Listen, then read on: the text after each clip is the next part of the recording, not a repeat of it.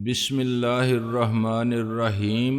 گمنام ہیرو کے معزز ناظرین، السلام علیکم۔ آئیے چلتے ہیں کہانی کی طرف۔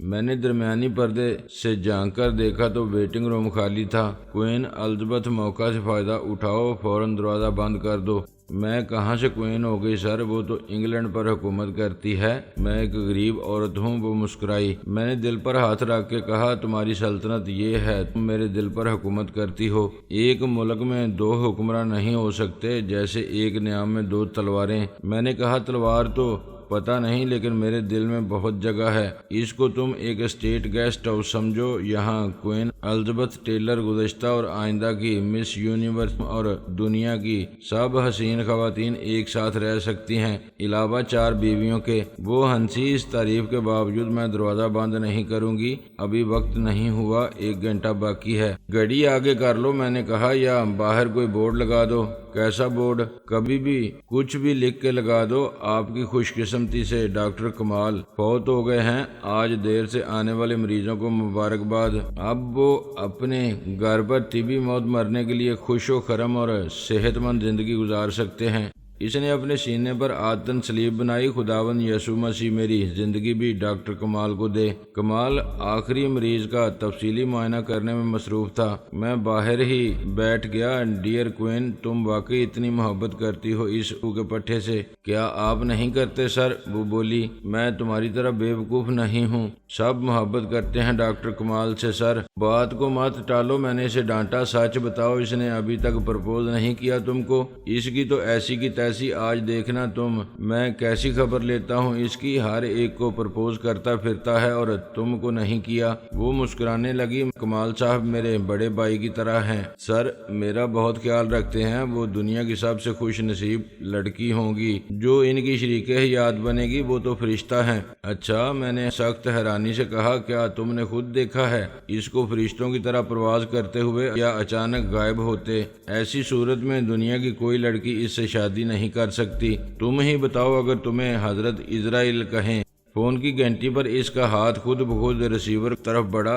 Good morning sir. Yes, doctor Kamal موجود ہیں، 1 منٹ سر۔ اس نے ریسیور پر ہاتھ رکھ کے انٹرکام کا بٹن دبایا۔ ڈاکٹر کمال، آپ نے ایک بچے کا ٹائم دیا تھا کسی کو گھر پر دیکھنے کے لیے، وہاں سے کوئی خاتون چاہتی ہیں کہ آپ فوراً پہنچ جائیں، وہ سخت پریشان ہیں، کوئی سیریس بات معلوم ہوتی ہے۔ یس سر۔ اس نے ریسیور سے ہاتھ ہٹا کے کہا، ڈاکٹر کمال آ رہے ہیں، آپ اللہ سے دعا کریں۔ آخری مریض کے ساتھ ہی ڈاکٹر کمال باہر نکلا تھا، مگر باہر سے 2 مریض ایک ساتھ ویٹنگ روم میں داخل ہوئے تو وہ لوٹ گیا۔ ان میں سے ایک برقع پوش عورت تھی۔ مرد اسے سہارا دے کر اندر لے گیا۔ میں نے ایک ٹھنڈی سانس لی۔ کوئین، میری آنکھوں کے سامنے اندھیرا چھا رہا ہے، میرا دل ڈوب رہا ہے، نبض تو شاید بہت پہلے ہی بند ہو چکی ہے۔ اگر میں یہاں تمہارے سامنے دم توڑ تو برا مت ماننا۔ ابھی تو 1 بجا ہے سر۔ کیا 1 بجے بھوک سے مرنے پر قانونی پابندی ہے؟ میں نے خفگی سے کہا، اور اگر تم نے مجھے سر کہنا نہ چھوڑا تو میں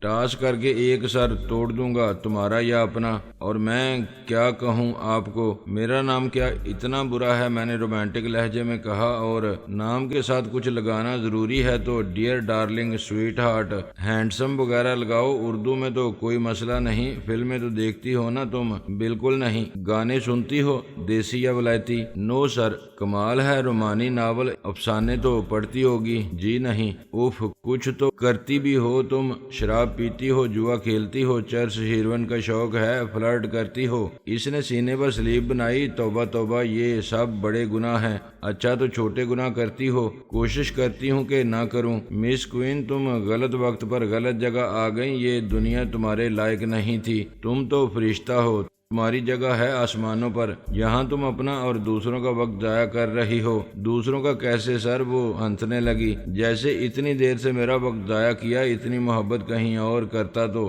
اب تک ڈیٹ لے چکا ہوتا، نہ جانے کتنے تم پر مرتے ہوں گے، تم کو دیکھ کے ٹھنڈی آہیں بھرتے ہوں گے، تم کو خواب میں دیکھتے ہوں گے، سب اپنا وقت ہی تو ضائع کر رہے ہیں۔ اس میں میرا کیا قصور ہے آخر؟ رابرٹ بھی تو محبت کرتا ہے مجھ سے۔ یہ رابرٹ کون ہے؟ King Robert Bruce of Scott land.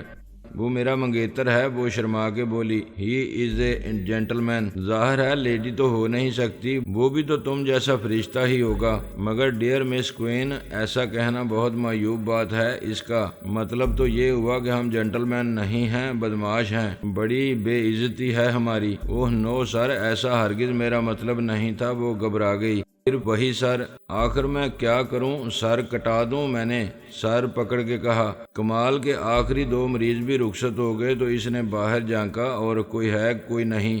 میں نے کہا میں ہوں، میرا دماغ تمہاری اس خوبصورت نرس نے خراب کر دیا ہے، اس کا پہلے سے خراب تھا۔ کمال نے اپنا بیگ اٹھا لیا، میں سب سن رہا تھا۔ اندر، سور کے بچے تیری زبان کو بواسیر ہے، چل اٹھ۔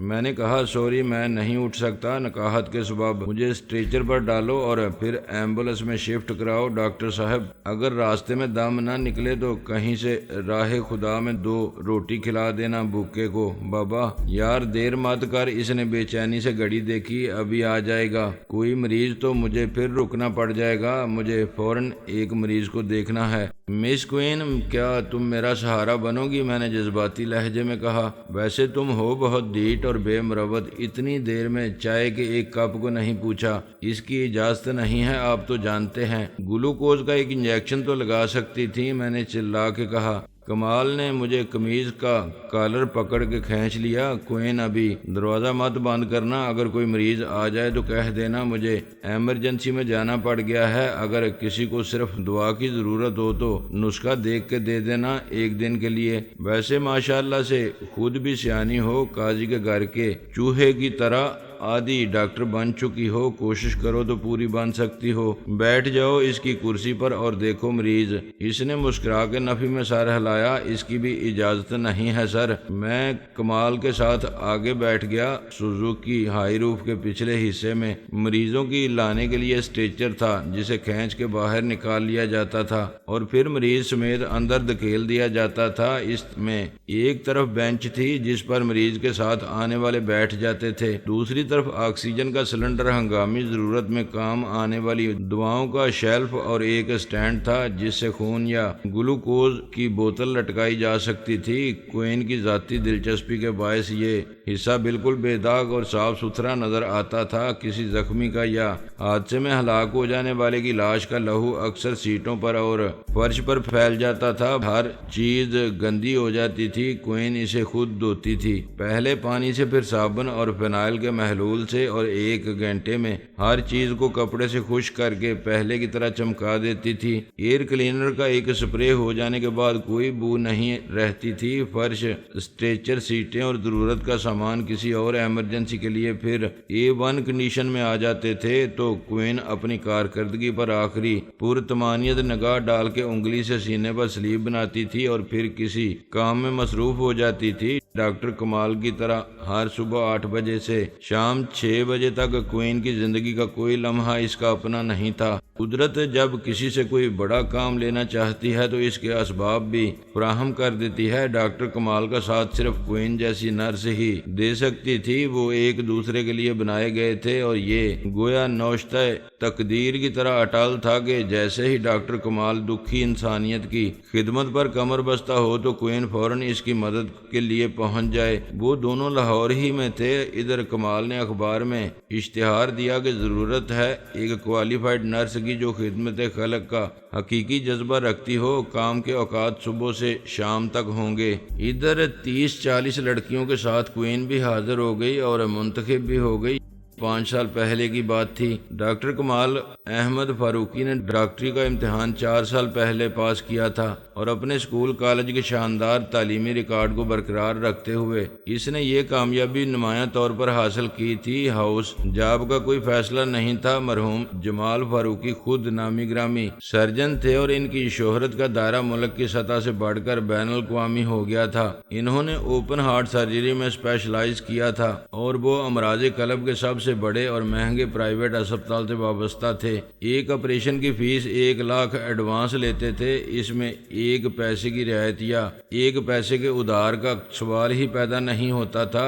غریب آدمی ان کے سامنے دم توڑ دے، مریض یا اس کے ساتھ آنے والوں کی جیب سے صرف 99,999 روپے ہوں یا ان کے دیے ہوئے چیک کے ڈس آنر ہونے کا 1% بھی امکان ہو، وہ آپریشن تھیٹر سے دور اپنے کمرے میں اطمینان سے بیٹھے رہتے تھے۔ مشتعل لواحقین انہیں جتنی گالیاں چاہیں دیں، اخبار والے ان کو شقی القلب، لالچی اور بے ضمیر کہیں، ان کی صحت پر کوئی اثر نہیں پڑتا تھا۔ وہ صاف کہتے تھے، بھائی جس کے پاس میری فیس دینے کے لیے 1,00,000 نہیں ہے وہ اپنی جیب دیکھتے ہوئے 50,000 والے ڈاکٹر کے پاس چلا جائے، خالی جیب ہے تو سرکاری اسپتال چلا جائے۔ یہ تو زندگی کا اصول ہے۔ لوگ گھر میں دال روٹی کھا لیتے ہیں اور پیٹ بھر جاتا ہے، لنڈے بازار سے پتلون کوٹ لے کر بابو بن جاتے ہیں، جو افورڈ کر سکتے ہیں وہ شیریٹن میں ڈنر کرتے ہیں اور لندن میں سوٹ خریدتے ہیں۔ کیا وہاں رعایت ہوتی ہے یا ادار چلتا ہے؟ Business is business. میں خدمت خلق نہیں کرتا تو اس میں بے ضمیری کی کون سی بات ہے؟ بڑے بڑے امپورٹر ایکسپورٹر تاجر صنعت کار بھی ایسا ہی کرتے ہیں۔ مرحوم ڈاکٹر جمال فاروقی غلط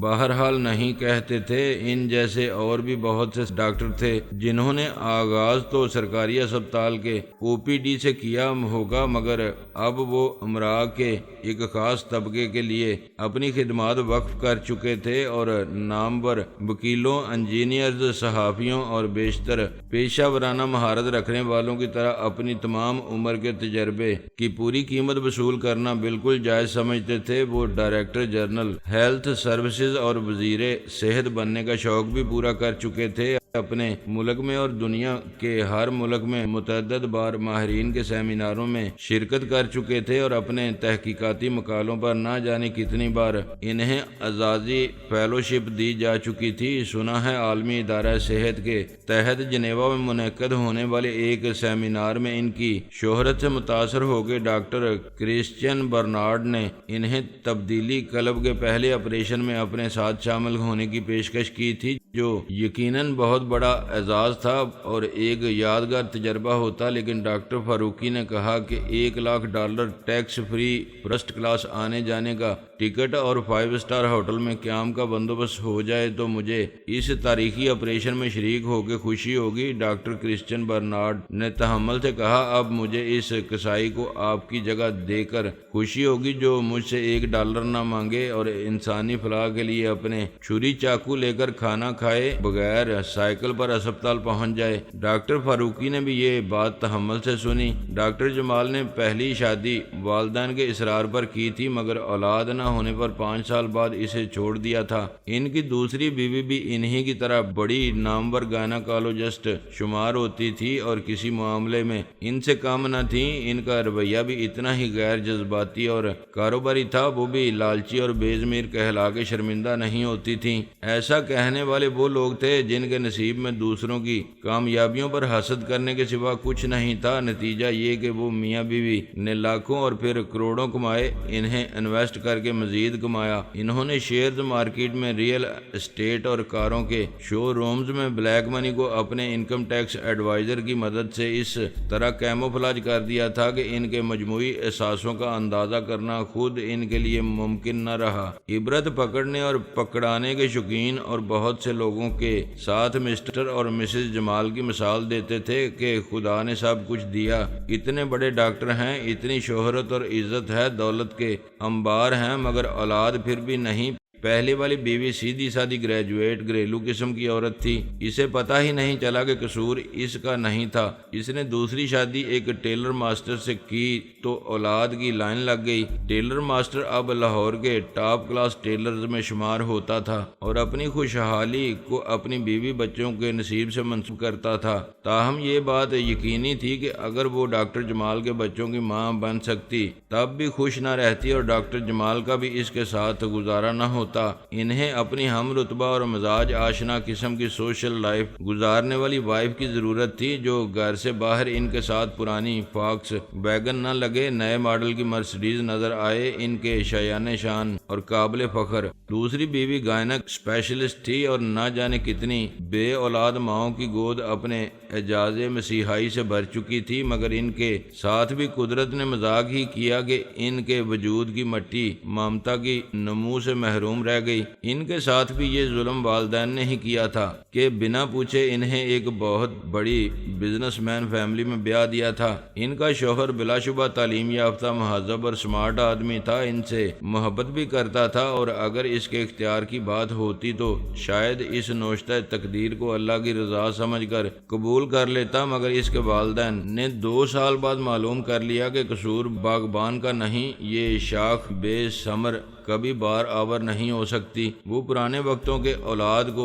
اللہ کی رحمت سمجھنے والے لوگ تھے، اور کم بچے خوشحال گھرانہ کے فلسفے سے یوں بھی اتفاق نہیں کرتے تھے کہ خوشحالی تو ان کے گھر کی باندھی تھی۔ انہوں نے اپنے پہلے بیٹے کی شادی فیملی پلاننگ کے محکمے کو کامیاب بنانے کے لیے نہیں کی تھی، اور نہ ہی ان میں حوصلہ تھا کہ وہ سارے زمانے کی صورت پر لکھے ہوئے سوالیہ نشان کوئی جواب دے سکے۔ ان پر تو دوہرا الزام آتا تھا، ان کی اولاد کسی قابل نہیں، یا پھر انہوں نے بیٹے کی زندگی خود برباد کی۔ بہو کا انتخاب 100% ماں نے اپنی پسند سے کیا تھا۔ اس مشکل کا روایتی حال دوسری شادی تھا۔ پہلی بیوی کے اسٹیٹس کو چھیننے کے حق میں کوئی بھی نہیں تھا۔ وہ پہلی بیوی کا ٹائٹل اپنے پاس رکھتے ہوئے ہنسی خوشی الگ گھر میں بھی رہ سکتی تھی، لیکن عملاً یہ ممکن نہ تھا اس گھر میں رہ کے وہ زمانے بھر کی بنجر زمینوں کو زرخیز کے قابل بناتی رہے، اور خود بنجر زمین ہونے کا پرتمسخر طعنہ بھی سنے بھی اور برداشت بھی کرے۔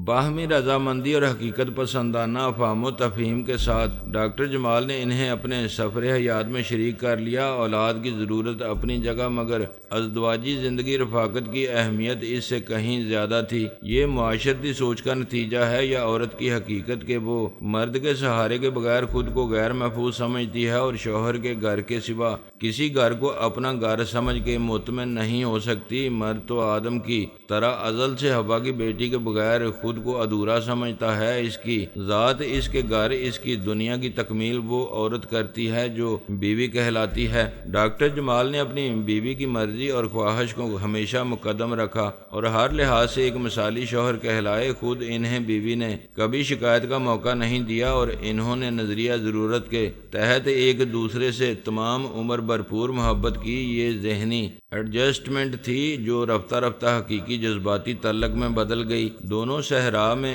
راہ گم کردہ مسافروں کی طرح ملے تھے، اور انہوں نے ایک دوسرے کا ہاتھ تھام لیا تھا۔ اتفاق رائے سے انہوں نے کوئی بچہ گود لینے کا فیصلہ کیا، اور خود ان کے خاندانوں میں بانجوں بھتیجوں کی کمی نہ تھی جو کہیں نہ کہیں ہر سال بڑے تواتر کے ساتھ وارد ہو رہے تھے۔ انہوں نے بہتر سمجھا کہ نہ وہ کسی سے ہمدردی کرتے ہوئے ایک بچے کی پرورش کا بار ہلکا کریں، اور نہ کوئی ترس کھا کے انہیں ایک بچہ دینے پر رضامند ہو تو وہ بار احسان سے تمام عمر دبے رہیں۔ کوئی لاکھ وعدے کرے، قسمیں کھائے، یا اسٹامپ پیپر لکھ دے کہ اب وہ کبھی اپنا بچہ واپس نہیں مانگیں گے، اور نہ کبھی اس سے تعلق کو ظاہر ہونے دیں گے، مگر ماں باپ کی جگہ لینے والے خود کو جذباتی دباؤ سے آزاد نہیں کر سکتے، اور اس خوف کے پل صراط پر چلنا کوئی خوشگوار تجربہ نہیں ہوتا کہ کبھی حقیقت آج خود آشکار ہو گئی تو کیا ہوگا۔ 20 سال بعد بیٹا انہیں ٹھکرا کے اصل والدین کی طرف لوٹ جائے گا، یا وہ ساری زندگی مصنوعی رشتوں کی زنجیر میں بندھے رہیں گے۔ ماں کی محبت، باپ کی شفقت اور بیٹے کی سعادت مندی کا ڈرامہ فلاپ ہو جانے کے بعد بھی چلتا رہے تو اس سے کہیں بہتر ہوگا کہ وہ کسی لاوارث لاولد بچے کو اپنا بیٹا بنا لیں۔ بچے جائز اور ناجائز نہیں ہوتے، صرف بچے ہوتے ہیں۔ جائز یا ناجائز ان کا تعلق ہو سکتا ہے جو انہیں وجود عطا کرتے ہیں۔ ایک بار وہ کراچی میں تھے کہ انہیں مولانا عبدالستار ایدھی کے اپنا گھر اور کاشانہ اطفال کا پتہ چلا۔ نگاہ فقیر سے شان سکندری کو ٹھکرا دینے والے اس درویش خود آگاہ کے پیکر میں اقبال کا مرد مومن مجسم ہو گیا تھا۔ ثواب کی پرواہ کیے بغیر وہ سارے زمانے کے عذاب سمیٹتا پھرتا تھا۔ اس کو نہ ستائش کی ضرورت تھی اور نہ ہی کسی ہرزہ سرائی کا خوف۔ وہ لاوارث بچوں کو برسات تک پہنچاتا تھا جن کے گھر نہیں تھے۔ انہیں عبدالستار ایدھی نے اپنا گھر فراہم کر رکھا تھا۔ وہاں ڈاکٹر جمال کو وہ پالنا نظر آیا جو بیک وقت بزدلی اور بے ضمیری کا بدنما آئینہ تھا تو شرافت انسانیت کا عکاس بھی۔ یہ جبر کی سلیب تھی جس پر ماؤں کی ممتا اور بے گناہ بچوں کی معصومیت قربان کی جاتی تھی۔ یہ مولانا عبدالستار ایدھی ہی تھے جو انسان کے دکھ درد کو مذہب و ملت کی تفریق کے بغیر اپناتے ہیں، اور یہ ثبوت تھا کہ مارنے والے سے سے بچانے والا کا ہاتھ بڑا ہے۔ یہاں ایک بورڈ پر لکھا ہوا تھا کہ رسوائی یا رزق کے خوف سے معصوم بچوں کو ہلاک نہ کریں، اس پالنے میں ڈال جائیں۔ یہ عام پنگوڑا یا پالنا تھا جس میں آج بھی شیرخوار بچے ماں کی لوری سن کے جھومتے ہوئے سو جاتے ہیں، مگر اس میں رات کو بن بیاہی مجبور یا مظلوم مائیں وہ بچے ڈال جاتی تھیں جن کو اپنانے کا حوصلہ کسی میں نہ تھا۔ وہ منہ سر چھپا کے چادر میں لپٹی ہوئی یا برقع پہن کے خود آتی تھی یا کسی کو بھیج دیتی تھی، اور یہ لوگ نوزائیدہ بچے کو ستار عیدی کی آغوش شفقت میں پھینک کے فرار ہو جاتے تھے، پھر کبھی لوٹ نہ